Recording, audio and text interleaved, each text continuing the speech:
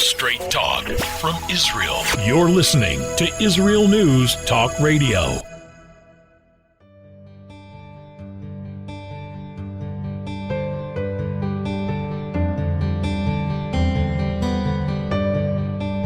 Hello and welcome to Soul Talk. This is Leora Mandel. I'll be joined with Rabbi David Aaron after the break.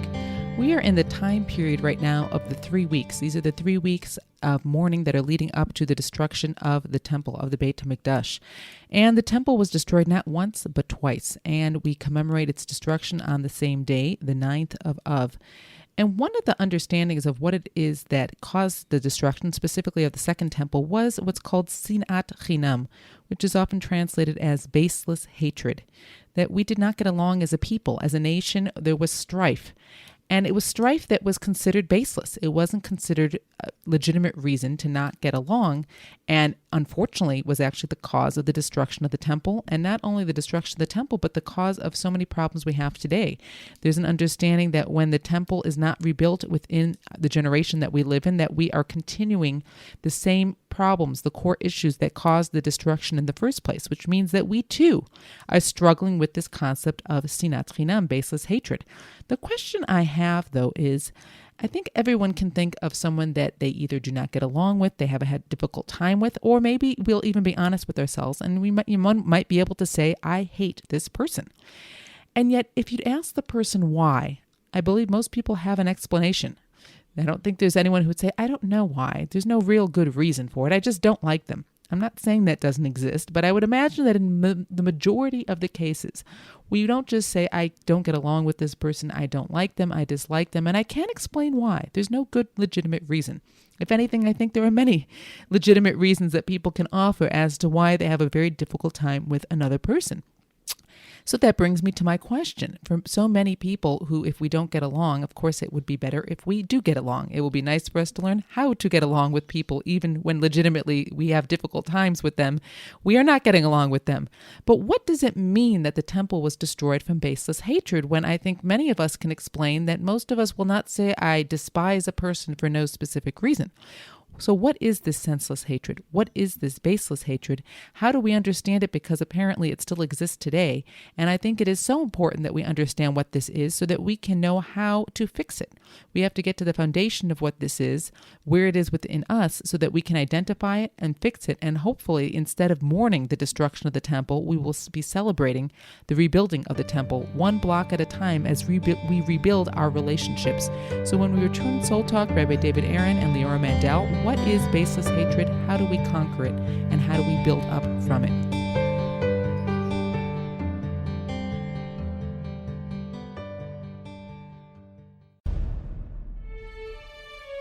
Israel is located in one of the most volatile areas in the world. Israel is an island of stability in a sea of war and unrest. In the midst of this turmoil, Israel stands out as a beacon of order and human progress. Each week we update you on what's happening in this, the Jewish state, a true light unto the nations. This is Jay Shapiro. Join me every Thursday on Israel News Talk Radio.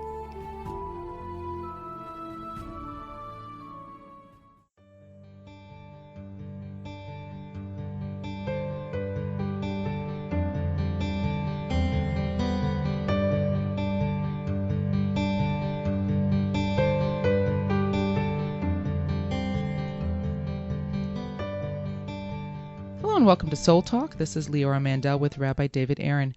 Rabbi, we are in the midst of the time period of the 3 weeks leading up to the destruction of the Beit HaMikdash, which we will mourn specifically on Tisha B'Av.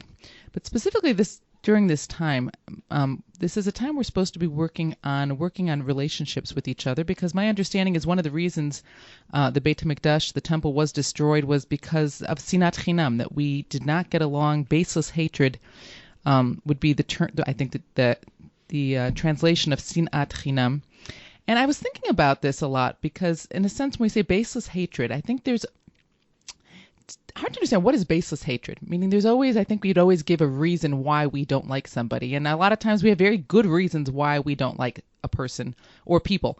And I think everybody has someone or people in their lives that they have a very difficult time getting along with. And a lot of times there's very real fundamental reasons as to why. And it could be something ideological. It could be very big religious differences or even some fundamental personality differences that make it very difficult to try to get along with someone. I don't think that person would say, well, there's no reason I don't like this person.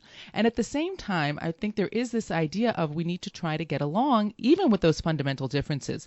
So my question is how can we get along with someone, especially if there is some explanation that we can give as a fundamental reason why this person is so difficult to get along with, especially in some people we can choose not to spend too much time with, but family members, people that we have to be around on a regular basis, these are relationships that are so important to strengthen. How can we do that, especially when it's difficult? Right, great. Well, so let's define what sinat chinam is, which has been translated as senseless, baseless hate.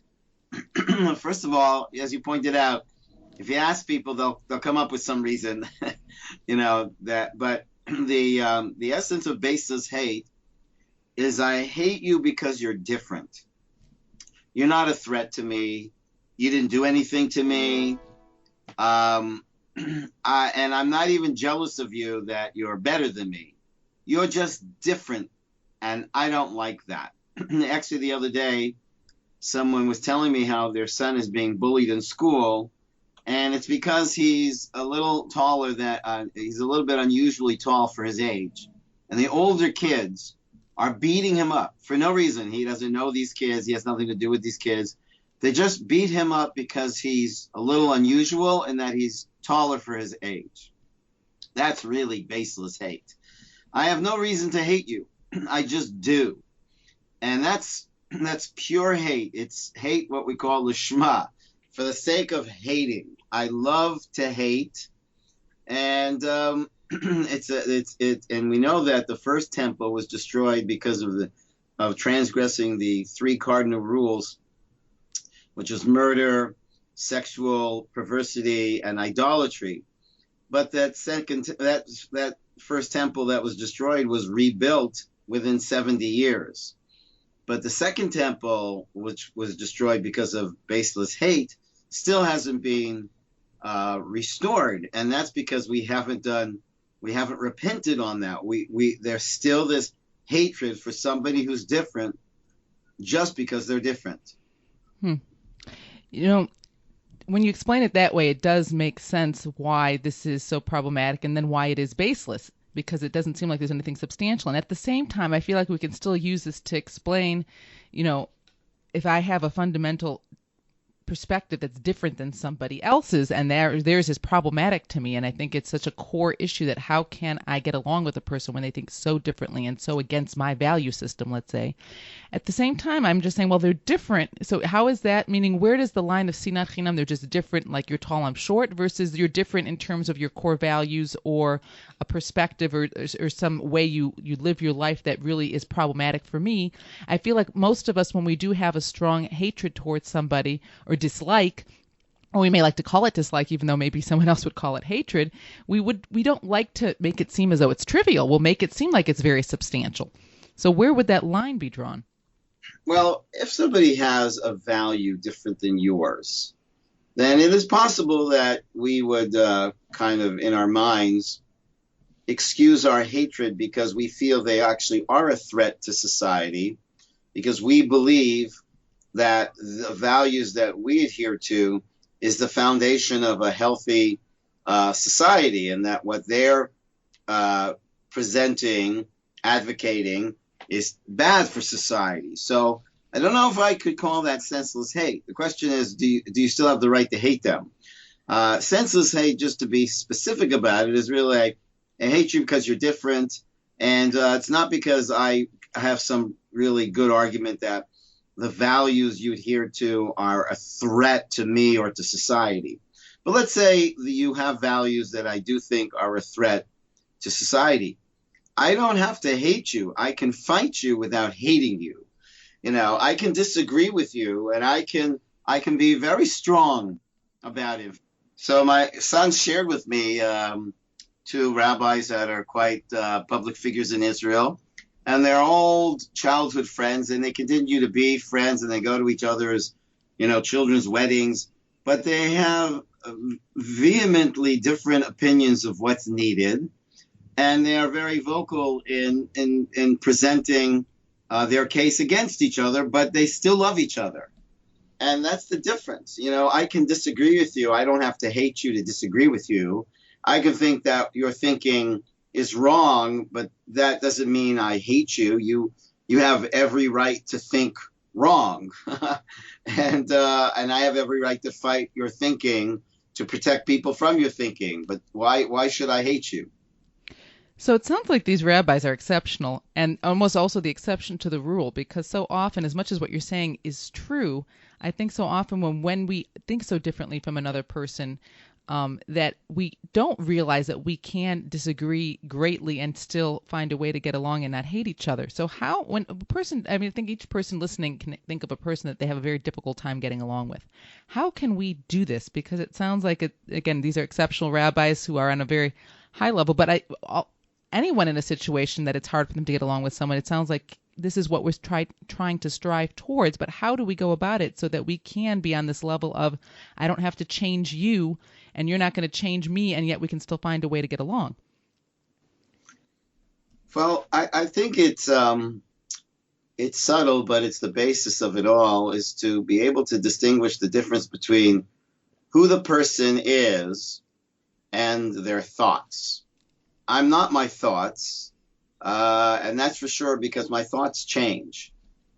And so I can dislike a person's political position, but they're not their political position. They right now have a political position, and they might change that political position, but they're not their thoughts.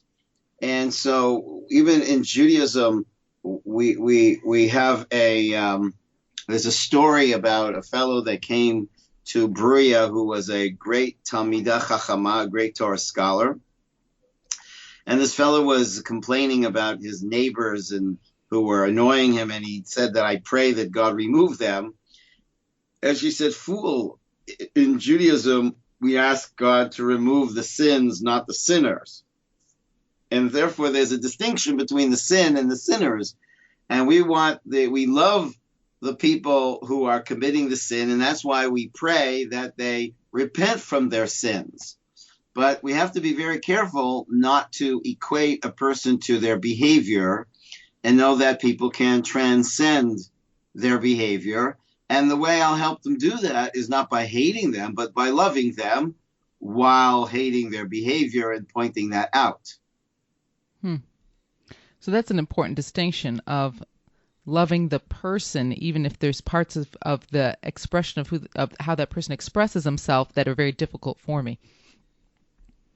Exactly. And that's...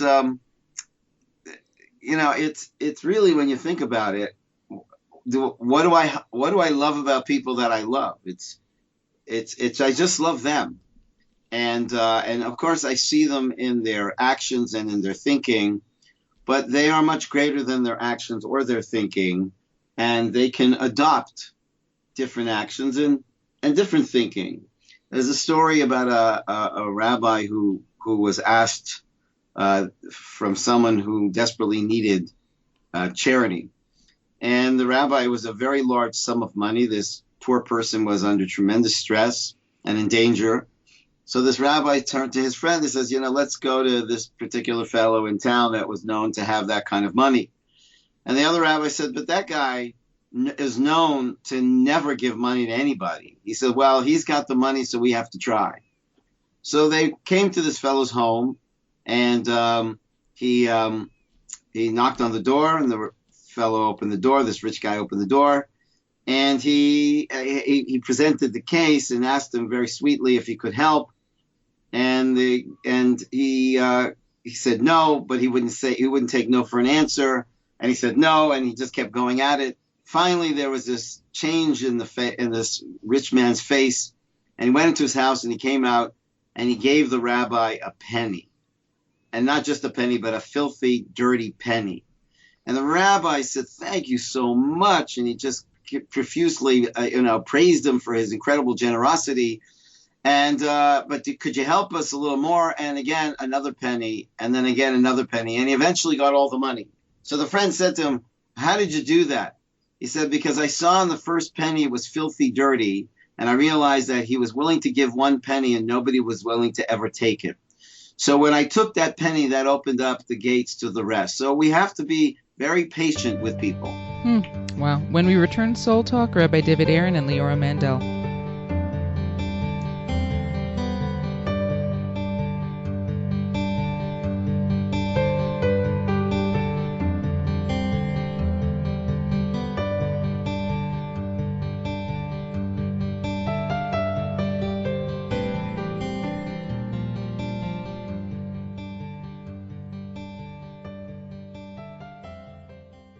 The Tamar Yona Show. Tamar? She's sassy. She's smart. She's funny. But she's also a real Jewish mother. Hi, everybody. I'm Tamar Yona. And yes, I can be all of those things. But at Israel News Talk Radio, I'm here to bring you the news stories and guests that you may not hear anywhere else. Join me live on air Sundays, Mondays, and Tuesdays for the most unique and bold talk radio in Israel. The Tamar Yona Show.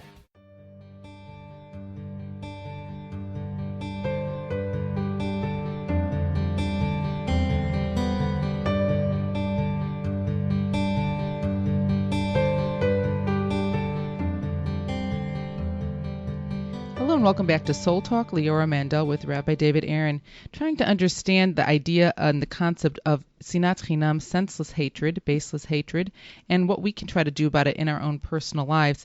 And Rabbi, you explained in the first segment that senseless hatred is really just hatred because you're different than me. And I was thinking, especially with your last story, of so much has to do with when we have senseless hatred towards another person, with just how do we see other people? What do we focus on in other people? Because with that last story, what you really demonstrated is that if we can focus on a point of goodness in each person, that everybody does have that, then we can continue to build on that. And a person who, and from one perspective, might seem like, how could I ever get along with this person? All of a sudden, we find these points of goodness within another person that can recreate the potential for loving another person when before we might have actually despised them. But it comes from a perspective within us. Well, what is actually generating this senseless hate? Why should I hate somebody who's different from me?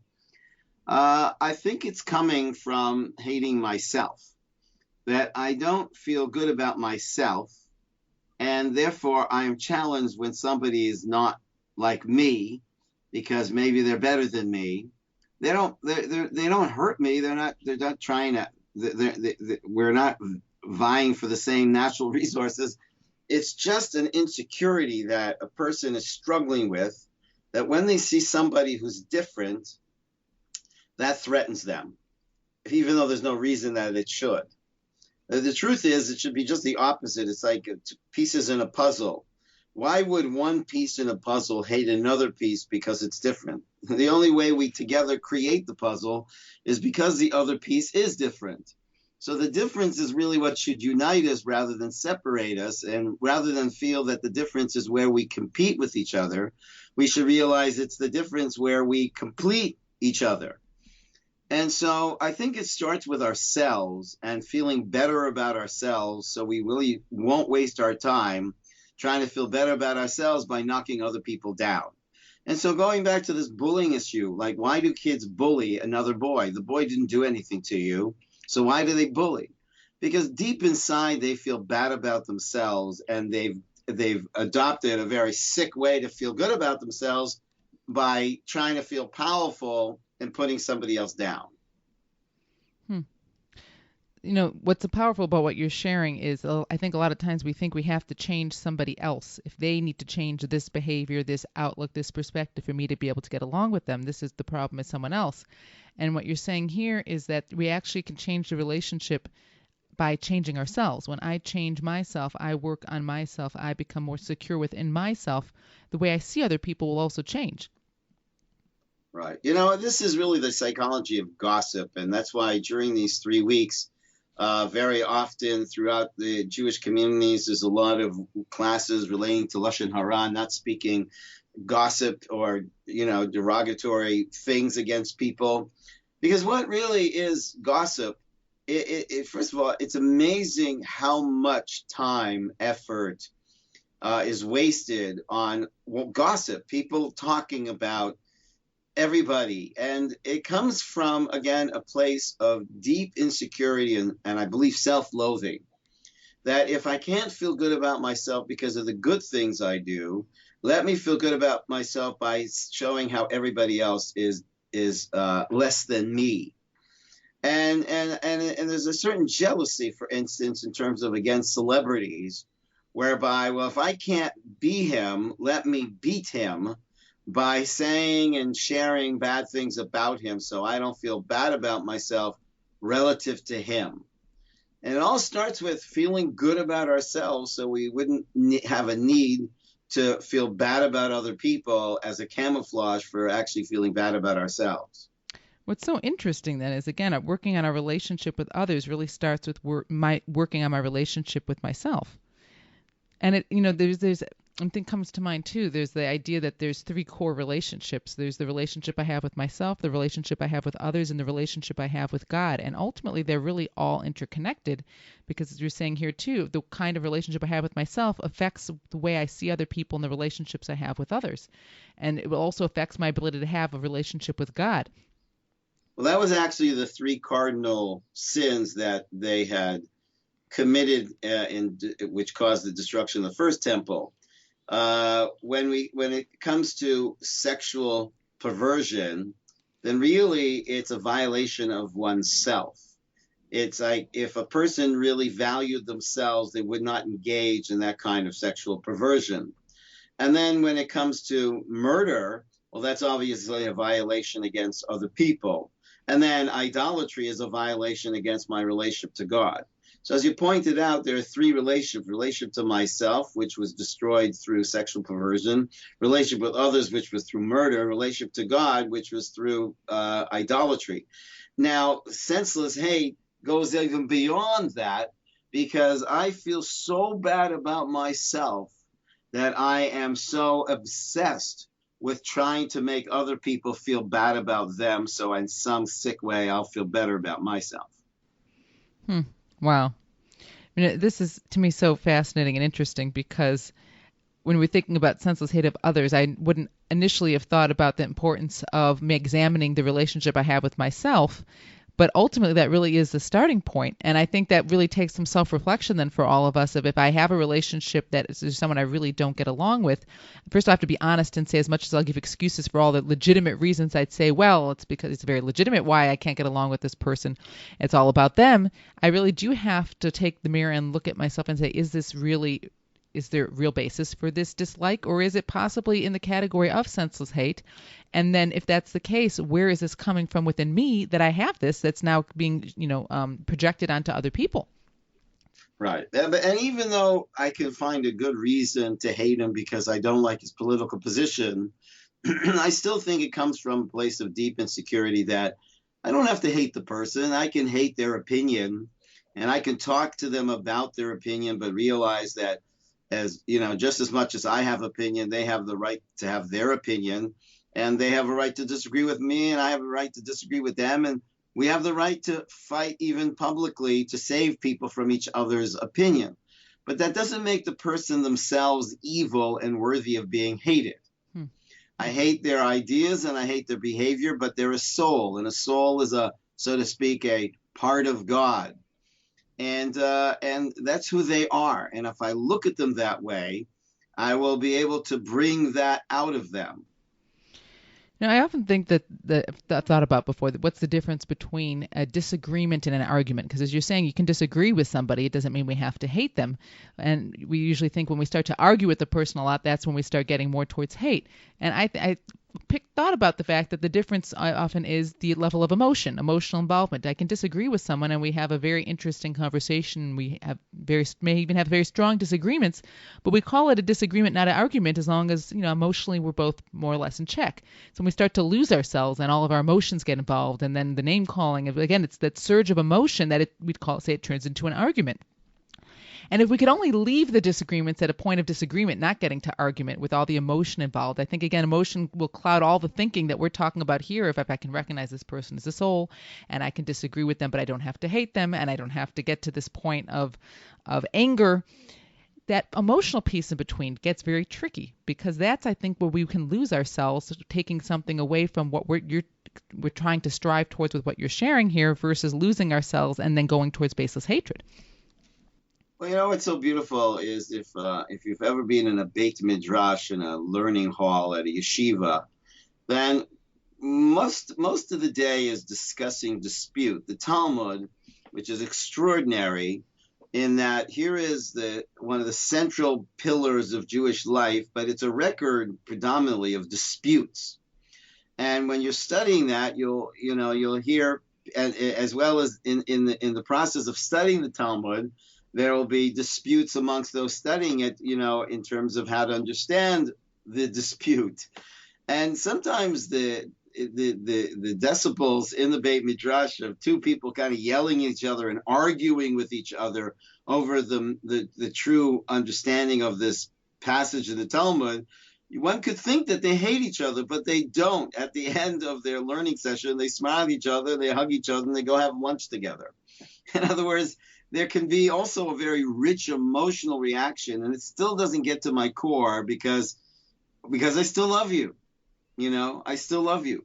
And so that's one of the most amazing things about learning Torah, is it teaches you to separate a person from their opinion, and also separate yourself from your opinion.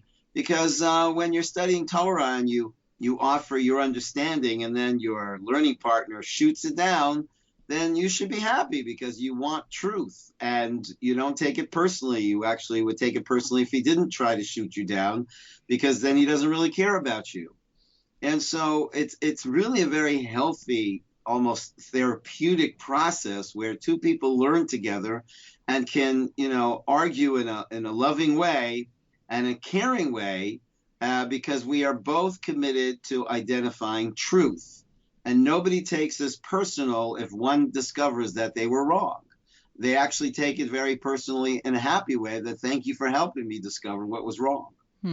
Well, when you talk about taking it personally, that really goes back to what you were saying before, is that sometimes when we do have sinat chinam, it's because we're taking something personally against ourselves, and that's where it goes back to saying we have to then be able to work on ourselves to say that someone else doesn't have to be just like me. If I have more confidence in who I am, then I can have space for somebody else to be different than me.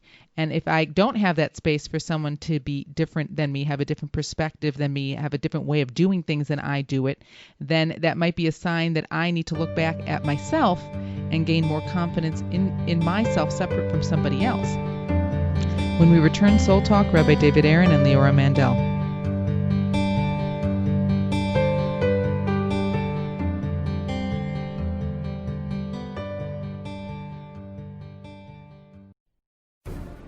In a time where feelings have become fact, where rational thought and common sense has disappeared, one man stands above it all.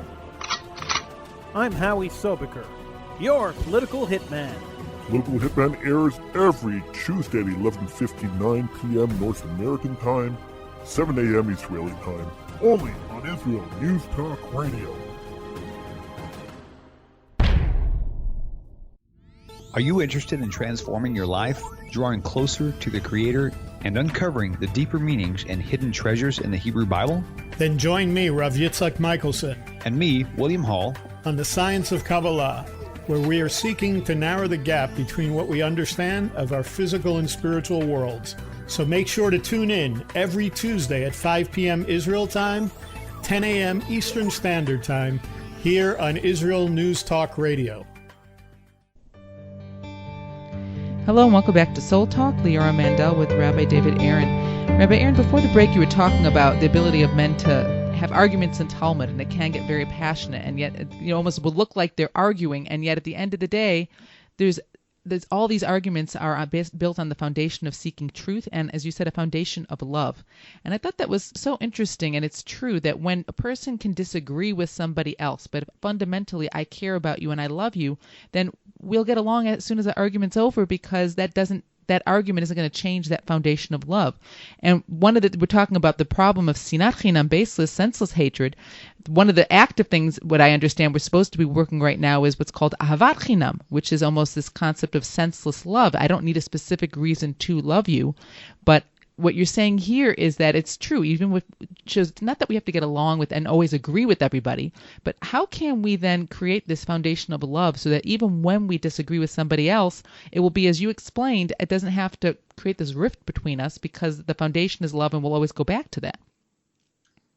Well, I know it might sound surprising to people, but I think it starts with self-love. And we've talked about this before, ahavta l'recha kamocha, love your neighbor as yourself, which is predicated on loving yourself.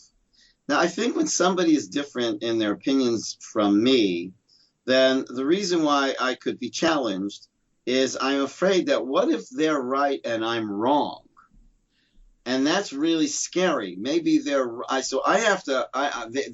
a threat to me, because if they're right, then I'm wrong. But the faulty thinking here is you're never wrong. You could have wrong thoughts, but that doesn't make you wrong.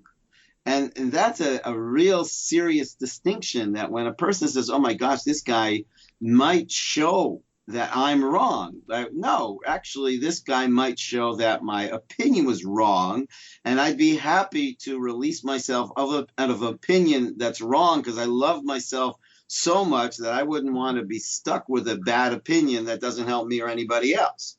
But again, it goes back to having the ability to separate between your thoughts and who you are, and not become locked in your thoughts and so identify with your thinking that you can't release yourself from your thinking, because you feel that if somebody points out how your thinking is wrong, then actually it makes you wrong.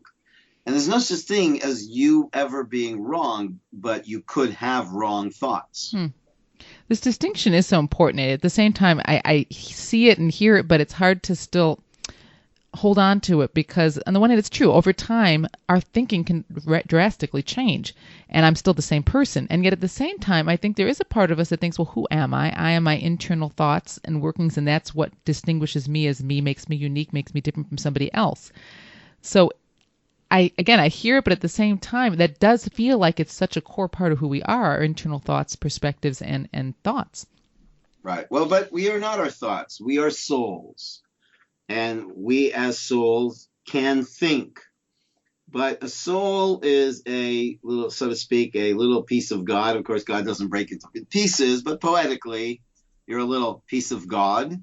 And you come to your true self by living a life that is identified with God and in service to bringing more God consciousness to yourself and to others in the world.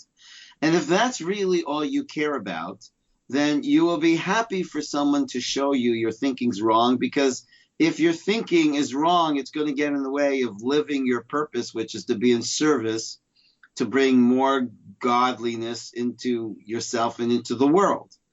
But when we don't, what confuses people is they don't have a clarity of the North Star. And they don't have a clarity of their purpose. If their purpose is to be true to themselves as a part of God and bring more God conscious to themselves and to others, that they too are a part of God, then that's all that matters. And therefore, if my thoughts can contribute to that, great. If my thoughts don't contribute to that, well, please let me know and help me figure that out, because it just gets in the way of living my purpose. So, but most people, I don't even know how many people have really sat down and asked themselves, well, what is my purpose? And that would be maybe a conversation unto itself, a whole show to itself. But the clarity of purpose, when people think that accomplishments give them happiness, it's not true. A person doesn't understand that, they got that deal and they thought they'd be so happy, and then the deal is in and they got all that money and they're not happy. But it's not accomplishments that make us happy. It's an accomplishment that we understand as a milestone towards our purpose that makes us happy. And so an accomplishment floating in the air will not make me happy for any long period of time, but an accomplishment that fits into my goals, which is a milestone in my journey towards my goals, that will make me happy. A lot of people haven't sat down to ask themselves what is their goals. Now, Judaism has a very clear distinction or description of what our goal is, and our goal is to live a life that is full, and a full life is one that's in service of God, and serving God means to serve to bring goodness to the world, because for us, God is the personification of all good. And if a person asks himself, well, what good am I? That's what part of God am I? And so all they want to do is be in service. And so, so that would just cut out a lot of the garbage. But when I don't know what should really be the foundation of my self-worth, then I'm grabbing for straws, and I could be doing really stupid things because I'm so challenged that people think differently than me, and maybe they're right, maybe I'm wrong, so I hate them because they challenge me. But I should love them because they challenge me, because I want to live a full life, a honest life, and that's through living in service to bring good in the unique way that I can bring good to the world. So even in the context of living in service, we go back to the times of the temple. Now, obviously, I feel like those times, the times of today, not everybody is serving God in the same way, even when we're all trying to live, life in service. Or for those who are, I'm sure there's always been a segment of the nation that has not been. But this concept of sinat chinam, some of it, my understanding is that there were these perspectives of this is the way to serve God, not your way. And so even within the context of trying to live a life of serving God, if we can break down in this aspect of sinat chinam, specifically even within this realm of service of God. Well, that's one of the dangers of religion. Religion can easily be an ego trip rather than a spiritual journey, whereby my religious behavior is very much based on my ego. And it's really not about serving God, although I talk that language as if it's about serving God. But it's really God serving me and my purposes, because if I can show people that I'm so much this and I'm so much that, then look how special I am. And that's why there's a terrible story in the Talmud how one Cohen killed another Cohen, a priest, in the service because he was jealous. And wait a second, we're in the temple, we're here to be in service, and a murder is committed in competition for the service. So that's when, you could see, I saw at the Kotel a number of months ago, a fight. It got close to a fist fight because one fellow was angry that he wasn't called up to the Torah and someone else was called up to the Torah. And they got into a fight at the Kotel, at the Western Wall, in front of the Torah. And you say, wait a second, something's really wrong here. Because he wants an aliyah, he wants to be called up to the Torah. He didn't, so he gets angry at the person that did. Like, what's going on? What is being called up to the Torah about anyways? Maybe if you had just sat there quietly and take pleasure in your friend being called up to the Torah, that would mean that you really, in the deepest essence, you really did ascend to the Torah without being called up by the community. So it's possible, and it's very sad that it's not completely uncommon that you have people that talk the talk, and it's about serving God, but it's really about God serving their ego. And that really does then connect to the concept of the senseless hatred. If I hate someone because they're different than me, what the flip side of that is the sense that everyone needs to be like me, meaning everything has to work around me. And then even my service of God is, as you were saying, it's not serving God, it's serving me, it's serving my ego. And then it would make sense that I can even have the persona of seeming like I'm a person in service, a religious person trying to live God's mission, and yet I can exude sinat chinam because at the core, it's all about me. Everyone else needs to be like me, the way I serve God. And even God has to fit into the way he needs to be serving me. And so this really goes back to what you were saying earlier, is we have to, the correction of all this is really examining ourselves. and to ask ourselves, what really is the point of my life? And Judaism says the point of life is to live a full life. And to live a full life means to live in service. If I were a car, I would want to live a full life as a car. And that means that I would want to be transporting, because sitting around in park is not living my purpose, not living my life. And so when a person gets in touch with themselves and they say, well, what's my purpose? I want to live a full life, and the full life of a light bulb would be to shine and enable people to see in the dark or not be in the dark. And if I were a pen, then my purpose is to be in service to bring writing into the world. So it's about living a whole life, and living a whole life is based on sensing or having clarity on what is my purpose, at least in general. And in general, our purpose is to serve God, which is synonymous with to serve good and to bring goodness in the unique way that each of us can bring goodness into the world. And I think ultimately when we talk about working on overcoming sinat chinam, senseless hatred, working on avat chinam, just having this, getting to the core of recognizing, loving other people, especially as you're saying, we recognize that ultimately they're not their actions and their thoughts, finding that soul point, that positive point within another. This really is a time as we lead up to Tisha B'Av of self-reflection, working on ourselves and getting to love ourselves once again so we can ultimately learn how to love others. I want to thank you all for joining us. Soul Talk, Rabbi David Aaron and Leora Mandel. Where can you get the inside news on Israel? At Israel News Talk Radio, we're dedicated to sharing Israel's inside story with the world by providing our listeners with news on Israeli politics, current affairs, and Israeli Jewish culture. The Israel News Talk Radio homepage also provides you, the listener, with useful information at your fingertips, with scrolling news headlines, weather, currency exchange, Shabbat candlelighting times, and so much more. Our radio programming is always accessible and on demand. We operate absolutely free of charge for everyone, everywhere. If you love what we do, partner with us now by becoming an Israel News Talk Radio supporter. With your support, you'll be inscribed on our Israel News Talk Radio Wall of Fame. There's nothing like us in the world. Be part of something great. Israel News Talk Radio. Straight talk from Israel. Howdy, this is Rita from League City, Texas, now living in Israel.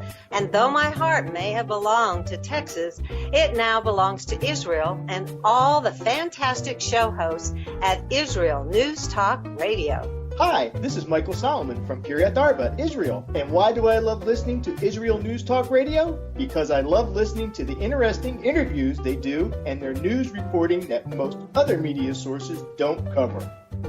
Hey, this is Nicoleko from Malmö, Sweden. It gets pretty cold here in Sweden, so I love cuddling up with a warm cup of tea while I listen to Israel News Talk Radio. Hey everybody, this is Frank Morris from Tennessee. Me and my dog Buster really love listening to Israel News Talk Radio. You're listening to Israel News Talk Radio.